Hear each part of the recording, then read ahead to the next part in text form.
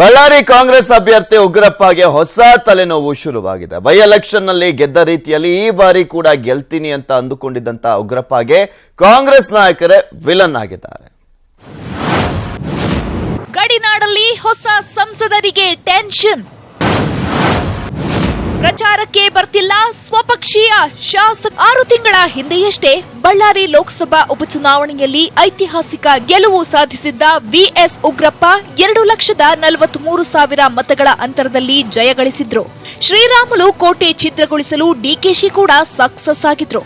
ಆದ್ರೆ ಲೋಕಸಭಾ ಚುನಾವಣೆಯಲ್ಲಿ ಪರಿಸ್ಥಿತಿ ಭಿನ್ನವಾಗಿದೆ.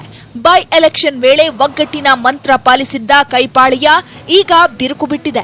ಉಸ್ತುವಾರಿ ಸಚಿವ ಡಿಕೆಶಿ ಕೂಡ ಒಮ್ಮೆ ಸಭೆ ನಡೆಸಿ ಹೋಗಿದ್ದು ಬಿಟ್ರೆ ಈ ಕಡೆ ತಲೆ ಹಾಕಿಲ್ಲ. ಅಲ್ಲದೆ ಸ್ಥಳೀಯ ನಾಯಕರು ಕೂಡ ಪ್ರಚಾರಕ್ಕೆ ಬಾರದೆ ಇರೋದು ಉಗ್ರಪ್ಪಗೆ ತಲೆನೋವು ತರಿಸಿದೆ.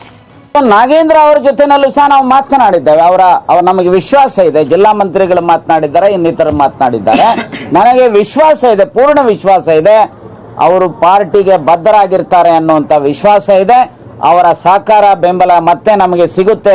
ಕಳೆದ ಸಾರಿ ಹೇಗೆ ಸಿಕ್ತೋ ಹಾಗೆ ಸಿಗುತ್ತೆ ಅನ್ನುವಂತ ವಿಶ್ವಾಸ ಇದೆ. ಇದು ನಾನು ಸ್ಪಷ್ಟಪಡಿಸ್ತೇನೆ. ಹಾಗಾಗಿ ನಾನು ಏಕಾಂಗಿ ಅಲ್ಲ, ನಾನು ಜನಸಮೂಹದಿಂದ ಮತ್ತು ಎರಡೂ ಪಕ್ಷದ ನಾಯಕರುಗಳ ಸಹಯೋಗದಿಂದ, ಅವರ ಆಶೀರ್ವಾದದಿಂದ ಈ ಚುನಾವಣೆಯನ್ನ ಹೆಚ್ಚಿನ ಬಹುಮತದಿಂದ ಗೆಲ್ತೇನೆ ಅನ್ನುವಂತ ವಿಶ್ವಾಸ ನಮಗಿದೆ. ಬಳ್ಳಾರಿಯಲ್ಲಿ ಮತಗಳಿಕೆಗೆ ಕಾಂಗ್ರೆಸ್ ಶಾಸಕರ ಸಹಕಾರ ಅತ್ಯಗತ್ಯ. ಕಳೆದ ಉಪಚುನಾವಣೆಯಲ್ಲಿ ಸಚಿವ ಸ್ಥಾನ ಸಿಗಬಹುದು ಎಂಬ ಆಸೆಯಿಂದ ಉಗ್ರಪ್ಪ ಪರ ಶಾಸಕ ನಾಗೇಂದ್ರ ಪ್ರಚಾರ ಮಾಡಿದ್ರು. ಆದ್ರೆ ಸಚಿವ ಸ್ಥಾನ ಸಿಗದ ಕಾರಣಕ್ಕೆ ಅತೃಪ್ತರ ಜೊತೆ ಗುರುತಿಸಿಕೊಂಡಿದ್ದ ನಾಗೇಂದ್ರ ಇದುವರೆಗೂ ಉಗ್ರಪ್ಪಗೆ ಬೆಂಬಲ ಸೂಚಿಸಿಲ್ಲ. ತಮ್ಮ ಬೆಂಬಲಿಗರಿಗೆ ಸಂದೇಶವನ್ನ ರವಾನೆ ಮಾಡಿಲ್ಲ. ಇನ್ನು ಸಹೋದರ ಪರ ಪ್ರಚಾರಕ್ಕೆ ನಾಗೇಂದ್ರ ಆಂಧ್ರಕ್ಕೆ ಹೋಗಿದ್ದಾರೆ ಅಂತಿದ್ದಾರೆ. ನಮಗೆ ಯಾವ ರೀತಿಯಾದಂತಹ ಅಸಮಾಧಾನ ಆಗಲಿ, ಪಕ್ಷದ ವಿರುದ್ಧ ಆಗಲಿ, ಪಕ್ಷ ವಿರೋಧಿ ಚಟುವಟಿಕೆ ಆಗಲಿ ಮಾಡೋದಕ್ಕೆ ಯಾವಿಲ್ಲ. ನಾವು ಕಾಂಗ್ರೆಸ್ ಬಿಟ್ಟು ನಾವು ಹೋಗಲ್ಲ, ಬರಲೇಬೇಕು. ಹೇಳ್ತೀನಲ್ಲ, ಮಾತಾಡಿದ್ದೀನಿ, ನಿನ್ನೆ ಭೀಮಾ ನಾಯಕ್ ಮಾತಾಡಿದ್ದೀನಿ.